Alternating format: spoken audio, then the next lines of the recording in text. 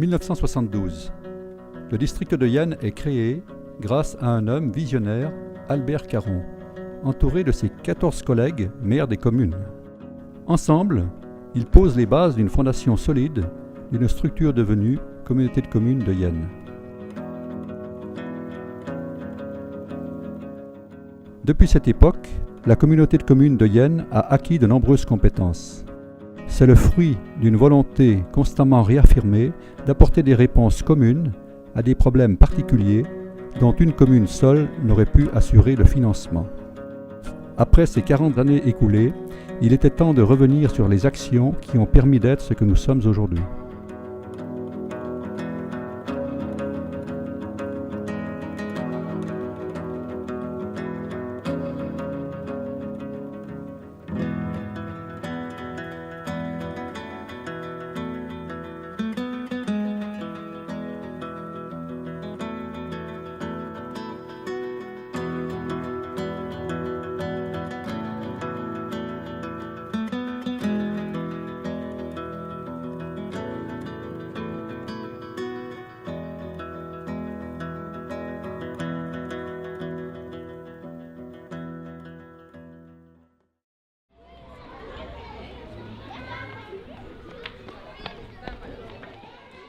Partout, on assiste à partir de 1970 à une baisse des effectifs. Dans la commune voisine, Loisieux, on se retrouvait avec 7 élèves.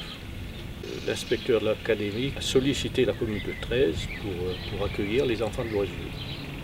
En 1983, on décide que les communes participeraient aux dépenses. C'était l'époque où les enfants allaient tous en 6e, alors que jusqu'à cette date, rares étaient ceux qui partaient au collège. Tous les enfants partaient au collège à Yenne. En 1973, sur Yenne, il y a le gymnase qui a ouvert. On offrait les mêmes services qu'en ville. Alors le gymnase, il a été créé bien sûr parce qu'il y avait beaucoup plus d'élèves au collège qu'auparavant. Et puis il y a eu aussi un boom dans les associations. Les associations sont créées, notamment le club de handball qui petit à petit a pris de l'importance, tout d'abord au sein du foyer rural, et puis qui ensuite a pris son autonomie et a vécu avec les jeunes qui étaient devenus adultes.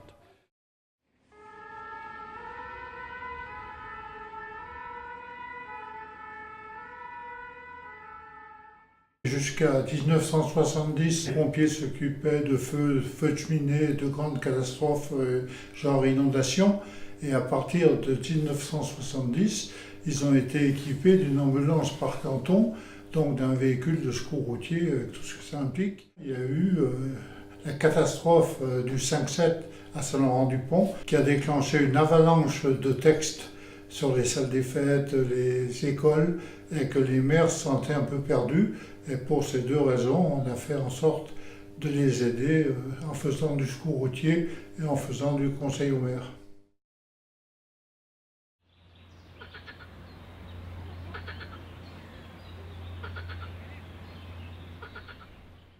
Dans les années 1970, le projet a pris forme. L'ouverture de ce stade de neige était une opération déjà encouragée par l'État. Ce stade de neige a donc fonctionné avec des responsables et des bénévoles.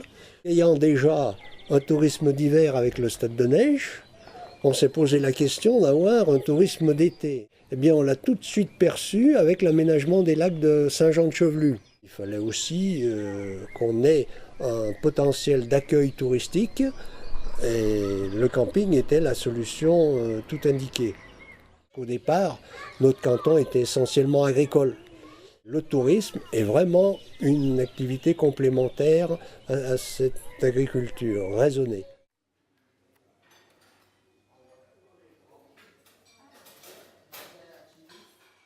J'ai été coordonnatrice auprès des personnes âgées. Ce groupement s'est créé dans le but de rassembler toutes les personnes qui avaient une action directe ou indirecte auprès des personnes âgées du canton. Ce comité se rassemblait. C'est comme ça que rapidement, nous avons créé des services à domicile, c'est-à-dire le portage des repas à domicile, Le taxi collectif est le système d'alarme qu'on appelait téléprotection. Ce travail qui était commencé, ça regroupait quand même des gens du canton, avec les élus. Mais il était rattaché au CCAS. Et donc, comme ces services étaient pour le public du canton, il était normal que ça devienne le CIAS.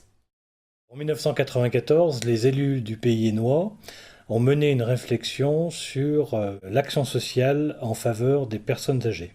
Ils se sont aperçus qu'à l'époque, il y avait une juxtaposition de services ou d'établissements différents. Il y avait donc le foyer logement, qui était géré par le CCAS de la commune de Yenne. Il y avait également des services à domicile, qui étaient gérés par le district, en partenariat avec la maison de retraite. Et également, il y avait donc les services de l'ADMR. Il s'agissait de coordonner et d'optimiser les services d'action sociale en faveur des personnes âgées. C'est pour ça qu'au 1er janvier 1995 a été créé le Centre intercommunal d'action sociale, avec bien sûr la dissolution conjointe des CCAS des communes adhérentes. La création du CIAS a été un acte fondateur très important, car elle a permis au fil des années ultérieures de promouvoir des appels à projets et de mener des actions de création de services tels que le point emploi-formation en l'an 2000 et le service de soins infirmiers à domicile en 2002.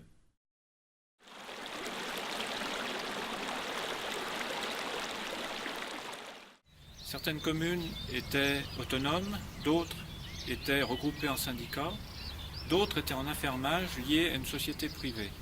Chacun pratiquait un tarif différent. Pour ma part, j'étais président du syndicat des eaux Loisieux-la-Chapelle-Saint-Martin. Nous avions un fontainier, mais lorsqu'il y avait des fuites, nous étions souvent sur le terrain avec la pelle et la pioche. Au sein de la communauté de communes, nous avons beaucoup discuté entre maires de nos problèmes qui étaient sensiblement les mêmes. Nous avons décidé, courant 92, de gérer l'eau au sein de la communauté de communes en gestion directe. Grâce à la volonté des élus et à l'exceptionnelle compétence du personnel que nous avions embauché, jamais le fait d'avoir décidé de gérer notre eau en gestion directe n'a été remis en cause. En 1984, l'intercommunalité fait un premier pas dans la gestion des déchets avec la mise en place de la collecte des ordures ménagères sur l'ensemble du territoire. Cette politique sera suivie en 1991 par la création de la première déchetterie en 2001. La CCY met en place le tri sélectif. Ce dispositif est venu compléter la collecte du verre qui existait depuis plusieurs années. En 2008, face à l'augmentation constante des tonnages en déchetterie, la CCY s'engage dans une modernisation du site afin d'améliorer la sécurité des usagers et de mettre en place des filières complémentaires de collecte. Depuis sa création, la CCY a poursuivi une politique volontariste sur les déchets en conciliant la logique du développement durable et les préoccupations économiques avec une meilleure maîtrise des coûts supportés par les usagers. La halte garderie de Yenne, elle a vu le jour en novembre 2000, sous l'impulsion de la mairie de Yenne. Nous avons accueilli la première année 65 enfants, 50% d'enfants yennois et 50% d'enfants du canton. Cette répartition a impulsé en fait le passage de ce service au sein de la communauté de communes de Yenne à partir de 2006. Il y avait aussi un énorme besoin au niveau des parents, ce qu'on nomme encore aujourd'hui un soutien à la parentalité. C'est comme ça qu'ont été créés deux autres services, le relais assistante maternelle en 2006 et puis le lieu d'accueil parents-enfants en 2008. On est vraiment isolés chez nous, donc nous on avait envie de se voir pour parler des problèmes de notre travail. On a vivement souhaité dans les années 2000 la création d'un relais assistante maternelle, justement pour nous permettre d'avoir tous ces échanges, mais dans des relations structurées. On était 25 assistantes maternelles dans les années 90 et maintenant on est 75. Les besoins sont toujours aussi importants. Ils ont d'ailleurs été recensés en 2009 par l'intermédiaire d'un diagnostic petite enfance sur tout l'avant-pays savoyard. Ce diagnostic a vraiment confirmé les élans des élus de la communauté de communes à créer un espace petite enfance.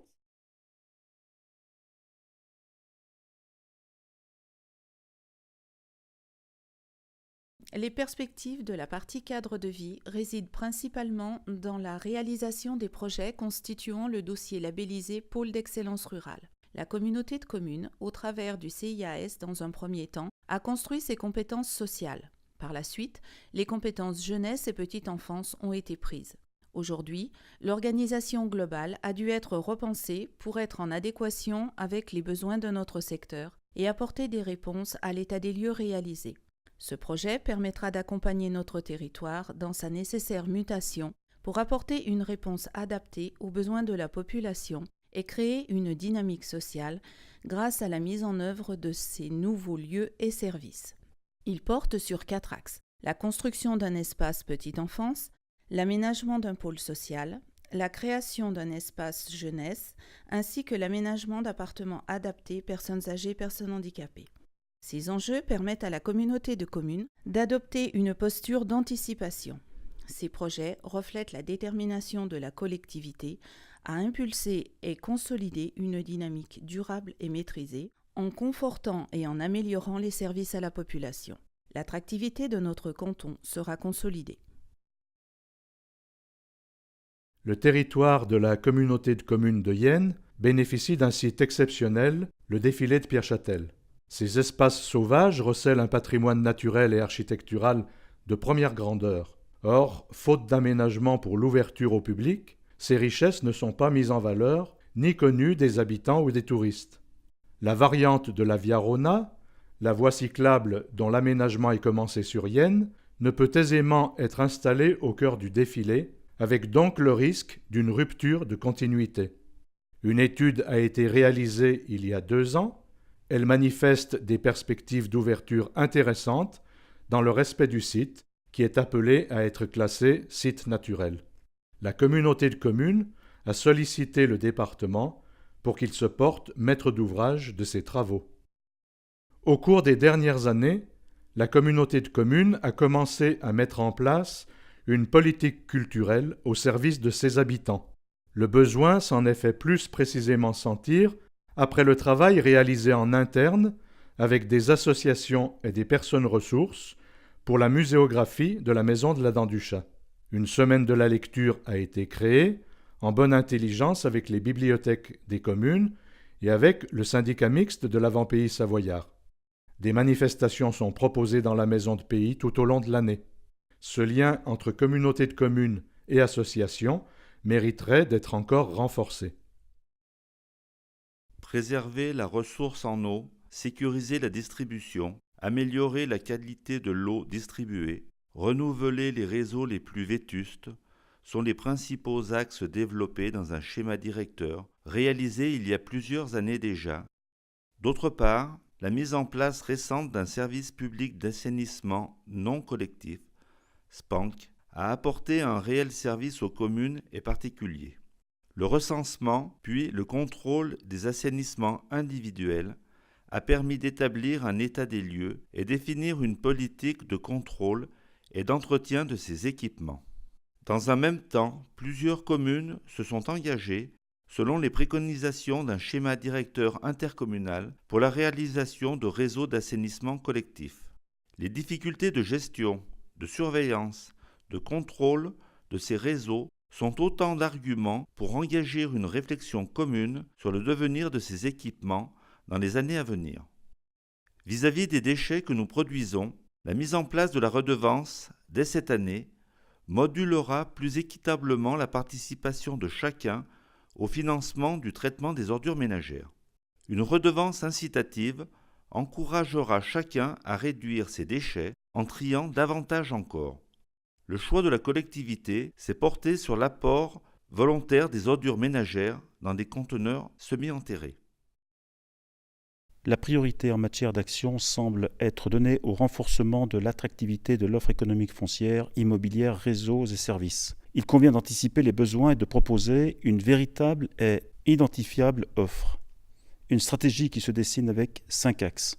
Le premier, soutenir le développement des entreprises et permettre d'en accueillir de nouvelles par la maîtrise du foncier. Le partenariat de Savoie Technolac pour l'accueil de nouvelles activités. Conforter l'attractivité du territoire en améliorant l'environnement des entreprises et des habitants par la connexion au réseau de communication très haut débit. Enfin, construire un partenariat avec le monde économique pour un développement plus réussi. De nouvelles orientations ont été prises en ce début d'année 2013, à savoir la création d'un EPIC, établissement public industriel et commercial. Cet outil manage à la fois les élus et les socioprofessionnels. Le fonctionnement de la maison de la Dent du Chat, qui nous amène une population importante du canton, mais de bien plus loin également. Le tourisme, c'est aussi l'avenir pour notre canton. Sachons utiliser ce levier et gardons ce pilier comme incontournable pour l'avenir. Notre engagement au sein du syndicat mixte de l'Avant-Pays savoyard nous a permis d'avoir une approche globale des problématiques rencontrées. À ce titre, le Clos des Capucins de Yenne a été reconnu comme un bâtiment structurant pour l'accueil dans l'Avant-Pays savoyard. Aujourd'hui, il assure une dynamique locale évidente. Dans le domaine de l'aménagement du territoire, l'élaboration du schéma de cohérence territoriale est un axe de travail essentiel durant ce mandat.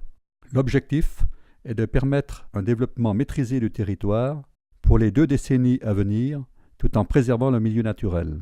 Ce document de référence sera essentiel après son approbation. Dans le domaine touristique, nécessité là aussi d'avoir une vision globale. Après avoir professionnalisé et mis en réseau les offices de tourisme, après avoir créé des pôles patrimoniaux dans nos collectivités respectives, il nous faut maintenant franchir une nouvelle étape en termes d'identification et de promotion de l'Avant-Pays savoyard tourisme. L'objectif est d'anticiper les regroupements peut-être imposés demain.